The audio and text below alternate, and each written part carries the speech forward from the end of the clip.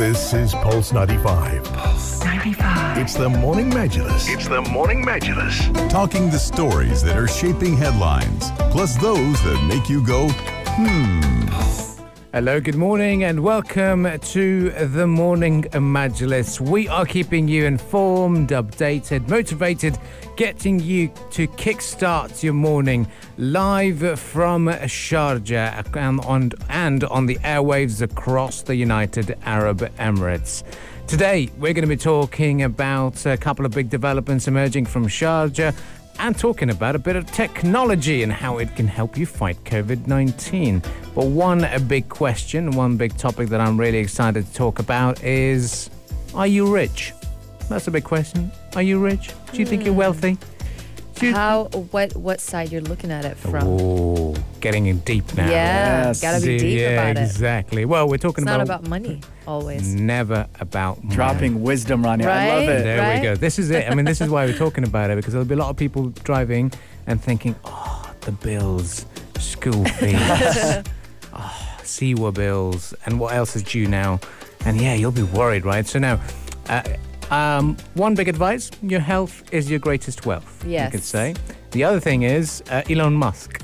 He's now become the third richest man in the world. What's happening? We'll be talking about that later on.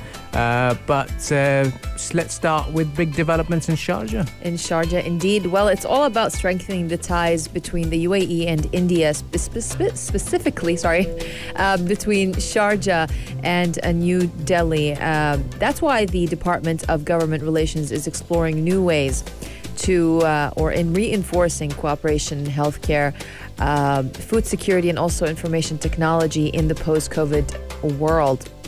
So how is that going to be implemented, and what are the steps to be taken to do so? Stay tuned. That conversation will be in just a few minutes. That's right, Rania. And plus, we'll give you important updates on the state of the coronavirus and the race for a vaccine around the world. We'll tell you which pharmaceutical firms are top of the list, who's made the most progress, who's entering the final stages of their clinical trials, and so much more. Join us. Text us at 4215. Join the conversation. We're also live on YouTube. Just type Pulse 95 in the search bar. And stay tuned for those discussions and so much more right here on Pulse 95. This is Pulse 95. Pulse 95. It's the Morning Majlis. It's the Morning Majlis. Hello, good morning, and welcome on to the Morning Majlis. Now, we're talking tech. Future Majlis. The future Yes. Majlis, it is indeed. And we're very excited to talk about this, and the reason is because obviously the world wants to fight the coronavirus pandemic. But now smartphones have or are going to have a built-in system that will give you a COVID-19 notification. What does that mean? Rania has the latest. Yes, Apple and Google are actually continuing to make good on their planned rollout of exposure notification technology for helping with COVID-19 contact tracing efforts. Now, the two partners are introducing new tools that make it much easier for public health authorities to implement digital exposure notification without the need for developing and maintaining their own individual apps. So what's happening is Apple makes this possible via the iOS 13.7 system update, which was out yesterday. I think. Yeah, Maybe. Yeah. While Google is implementing it with an automatically generated application on Android 6.0, which is coming later on this month. So Android users need to wait a little bit. I know, right? But yeah, this change in the way the technology works means that users won't have to actually download and install a dedicated app created by the public health authority, even though we don't want to neglect it. But it's an alternative. So instead, you'll just receive a notification that provides information supplied by your local health authority about the exposure notification system and what it does, from which you can choose to opt in. So on iOS, you need to install a provisioning profile, while on Android, it will result in an auto-generated app for your local PHA, which is installed via the Google Play Store. And looking at the news headlines here, they're targeting this for trial in the United States primarily for now. They're saying that Maryland, they being Apple and Google, are saying Maryland, Nevada, Virginia, and Washington, D.C. will be the first places in the United States to use the new system.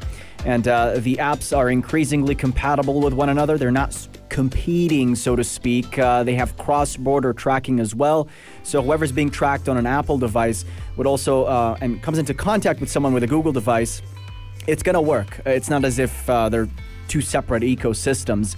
And another thing, too, to counter some misinformation, health experts are saying that there's been a lot of false statements saying that contact tracing requires the adoption of 60% or more people to be effective. They're saying this is based on a misinterpretation of an Oxford study that was published earlier this year. The researchers behind that study came out and clarified that 60%, you don't need to get that high. Any level of adoption and contact tracing is welcome and would have a positive impact on reducing the spread of COVID-19 as well as resulting deaths. So should anything like this roll out, don't worry about how many people are using it. As long as some people are using it, it will have a positive impact. Yeah, it's all about contact tracing, and that's one of the ways that people have been saying that is the best way, or one of the best ways of tackling COVID-19 is the awareness. People know that where they are traveling to or meeting has not been exposed to a potential case. So this is the new system that is going to be built in, is going to support the authorities, because there's a lot of people who are very lazy to download the contact tracing app from their App Store or from their Google Play Store, for example, and now it's going to be built in. Talking about built in, I've got a built-in app on my phone. I'm gonna test it out. I'm gonna put it on the spot. Oh, Here we go. God. So let's give it a go. We've been trying it. Yeah, we've been break. trying it out today. Yeah. So I set it up today because I normally don't use this, and so this is what it is. So I'm going to start talking about coronavirus to my app called Bixby. Bixby is the Android Android version of Siri, right? Yes. It is the Android version Right. of Siri. So we're going to say, and I'm going to speak to her right now. Hi, Bixby. What is coronavirus? Uh-oh. According to the CDC, the coronavirus, There we go. also known as Covid-19, is a respiratory disease spreading from person to person Brilliant. and poses a serious public Okay. health risk. Okay, most you can common- stop now. You can stop. Yeah, you can stop. You talk too much, Bixby. Don't get carried away. Do you talk too much, Bixby? She's ignored me. Completely ignored me. But let's ask her, what is COVID-19 tracing? Oh. Bixby, come on. Bixby, wake up. Wake up. It's too early for Bixby. Hi, Bixby. Have some coffee. Where can I trace COVID-19? I didn't understand that. Because we're talking. Maybe because all of us are talking. Let's. Maybe she does not like. Should we the way ask I Siri instead? I don't know. Oh. Sorry, this. Bixby. We can test it. Hi, Bixby. Are you better than Siri? I'm not sure how to answer that. Very diplomatic. Very diplomatic, yeah. Very modest, too. Modest, Very right? modest, exactly. So these are the built-in apps. You've got to make use of them. So I started using them today. But yeah, it's going to be big news. Contact tracing apps are going to be built in iPhones and Android in the near future. And that is what we're going to be talking about later on, as well as we're going to be discussing how these phones are going to be newer phones with newer technologies emerging. Just after 9 o'clock, that's what we'll be discussing. But up next, right after the sports headlines, we'll talk about Elon Musk and what has he been doing to increase his wealth. Stay tuned to Pulse 95. This is Pulse 95. Pulse 95. It's the Morning Majlis. It's the Morning Majlis. We are talking money, we're talking wealth, and we are talking Elon Musk. He's been on the headlines lately for the Neuralink as well, the brain implant. That could be a whole nother conversation.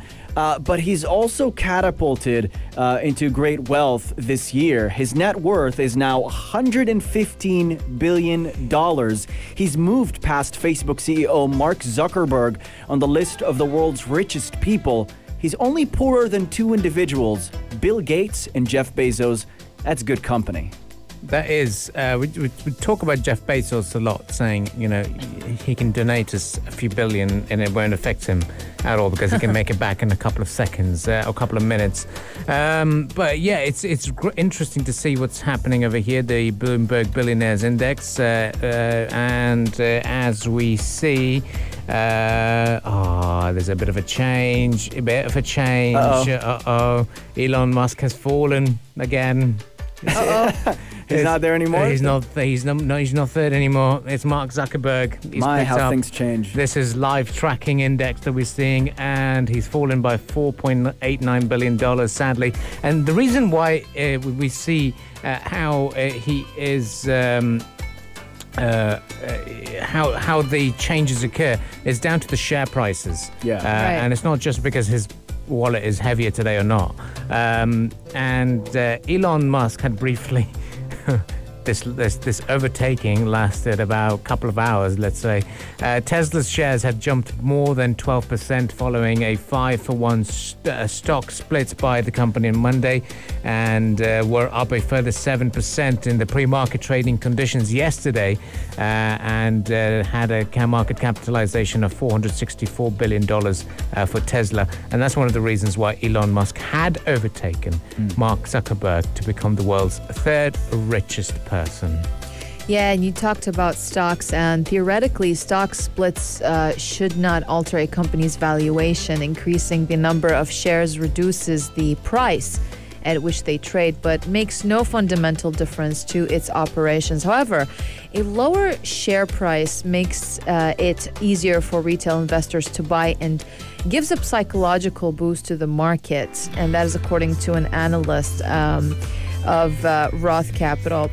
Now, he also said that it brings momentum and liquidity into the company's shares in a greater velocity. And there's no denying it. The velocity in Tesla is straight up. And this adds more rocket fuel to that rocket. So, and following actually Monday's stock split, an analyst said that, or set a price target of $380 on Tesla stock with a neutral rating, and it closed on Monday at $498.32. Yeah, it's a big year for Tesla stock. I mean, it's grown about 500% in the year of 2020.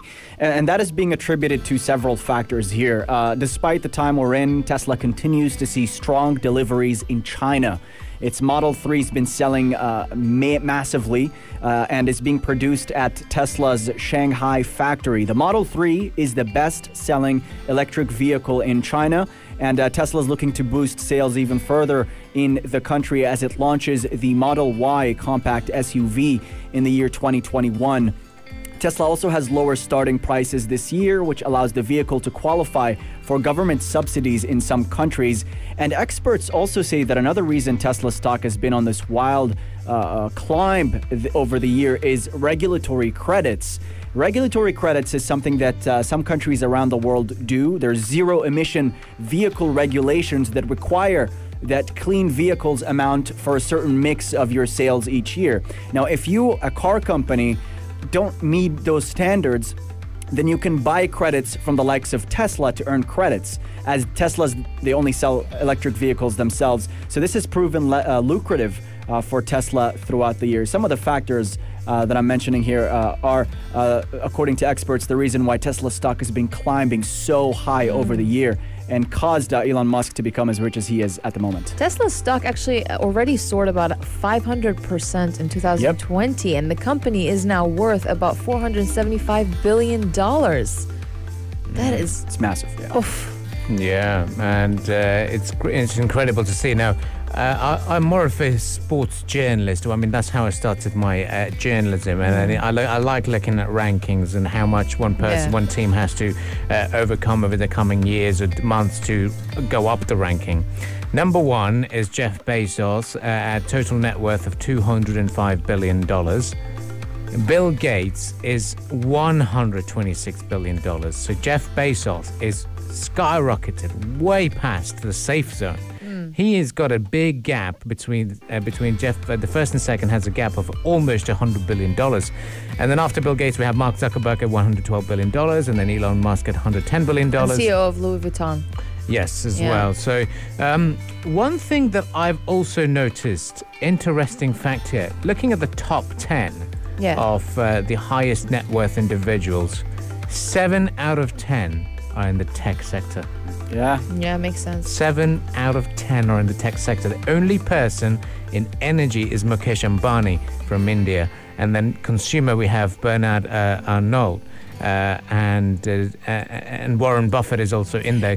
I was just about to ask you. I wonder where Warren Buffett is. What's his ranking? He's number 6, $82.5 billion.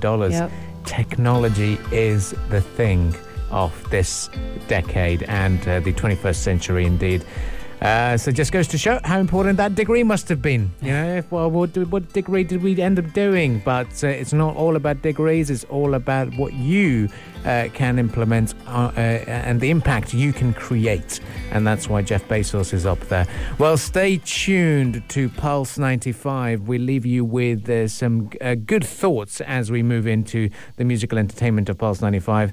Up next, we shall be talking a lot about vaccine trials, talking about technology, talking about medical field. That is going to be the discussion up next here on Pulse 95. So stay tuned and send us your thoughts on 4215.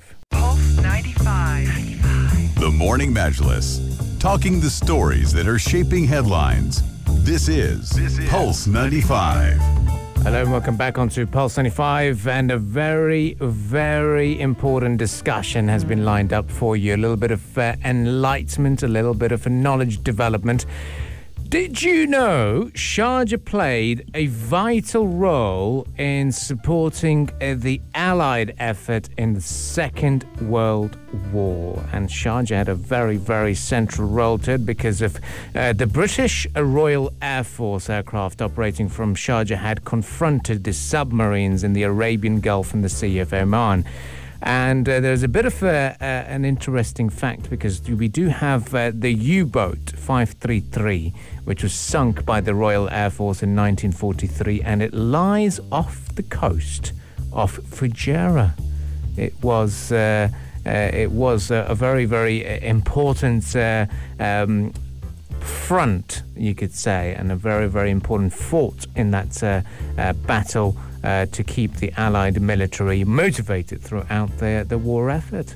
Yeah, and this is something, the history between the United Arab Emirates within World War II and the Trucial States. It's one that hasn't been looked at as much, historians say, and a lot more research needs to be put in this. But whatever mysteries you uncover, it's fascinating and points to the role that the United Arab Emirates has played, and particularly Sharjah, during World War II. Quite the impact, and focused on a number of major plane crashes, both during and immediately after the war. British and Commonwealth servicemen had perished in air crashes in Sharjah. The war led to food shortages, bringing immense hardship to the local people in the Trucial States when the pearl trade that sustained generations had already collapsed. And despite struggling, Bedouins still helped survivors of air accidents. Yeah, you're right. What was known as the Arabian Coast air route through Bahrain, Sharjah, and Oman became so important to the Allied resupply efforts in the East that the U.S. wanted to build its own base there alongside the British to accommodate the aerial convoys of fighters, airlifters, and personnel. And even among the Allies, politics got in the way as well.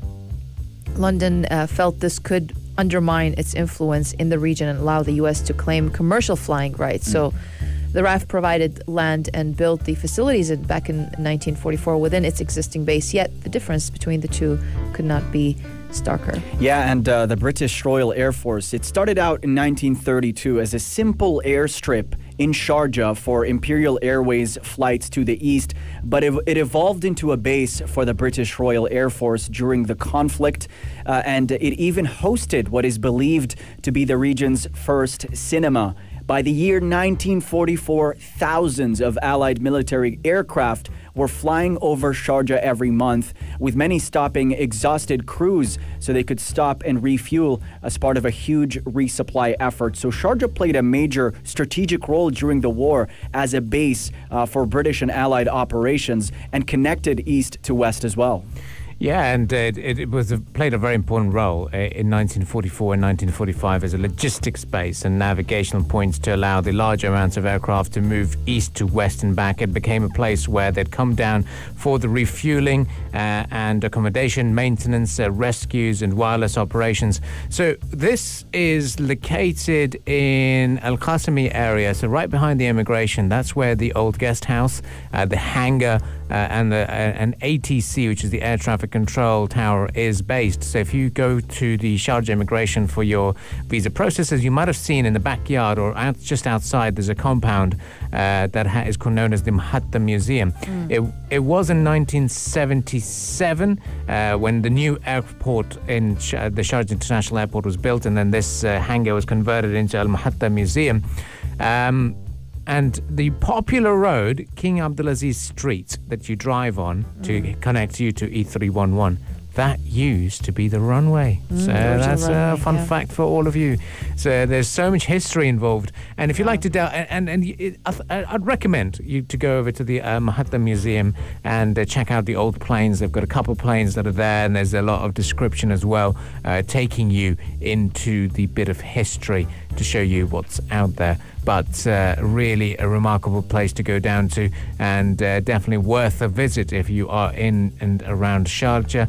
But yeah, it's a little bit of a fun fact that we now have discovered. Yeah, and quite a unique destination as well. It combines this modern military architecture style with the local traditional construction as well. It's a unique place and one that is described as the fort. Definitely not a sight to miss.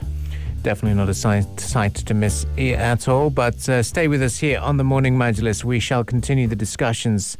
And up next, we'll be talking about another major breakthrough. In the modern era, it is breakthrough in Zimbabwe. What's happening? All this will be discussed right here on the Morning Majlis. Entertainment headlines. Entertainment headlines. Entertainment headlines. This is The Buzz. We're talking about Ed Sheeran. Who likes Ed Sheeran here in the studio? It's got a lot of catchy songs. A lot of catchy songs, and he's been the man in the trends because I remember... What's your favorite Ed Sheeran song? Mine is Take Shape Me of Back You. to London, for sure, hands down. Mine is Shape of You. What about you, Ahmed? Shape of You is a good one. Yeah. That's the first one that popped in my head. Right? Yes. Yeah. But... well, now he welcomed his first child with his wife Cherry Seaborn, and it's a great moment, of course, for him now to be a father for the first time, and it's definitely a happy moment for them because they have now a beautiful and healthy daughter. But what I'm stuck on here is the name. Obviously, I mean, those celebrities, they're driving me crazy with the names that they choose for their children. It's like, I don't know what their children will say when they grow up. Are they going to be happy with the choices that they made with their names, or are they going to be upset with their parents? I'm waiting for their children to grow up and hear their feedback about their parents naming them those unusual names. So Ed Sheeran's daughter's name is Lyra Antarctica. Really? Seaborn Sheeran. Oh, goodness. So it's like Lyra Antarctica Seaborn Sheeran. That's their full name. Yeah.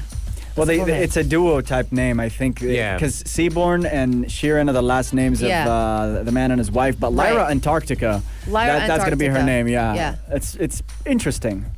It's not even a middle name. It's not quite on the level of Elon Musk's that's what I'm baby saying, name, though, which is XAE812. How do they pronounce it, though? I don't know. It's a mystery. No one knows. People are trying to figure it out. But Orlando Bloom and Katy Perry, they named their child Daisy Dove. Okay. Interesting. That's not bad. Yeah. Cameron Diaz Radix. Lucky Blue Smith and Stormy Bree, they named Gravity. I'm looking at this unusual celebrity baby names. Kanye West named the baby North. North. So her name is Northwest. It's like, come on.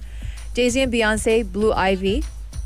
But, you know, that's a beautiful name There you go. Yeah. because it's Beyonce and Jay-Z. They can name whatever they want. What It's I fine. love is how people are now announcing things on Instagram as opposed to a press statement or anything like that. Right? Yeah, sports people announcing their retirement, sports people announcing whether they're not going to be taking part in anything.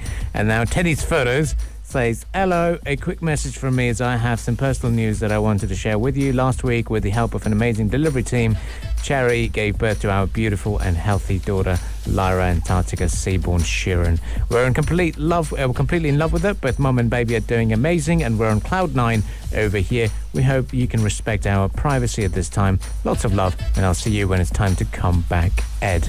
And it's such a fantastic new chapter in life for Ed. Yeah. And we wish him all the very best and being a good father. And we can see Ed Sheeran being a very, very good father anyway.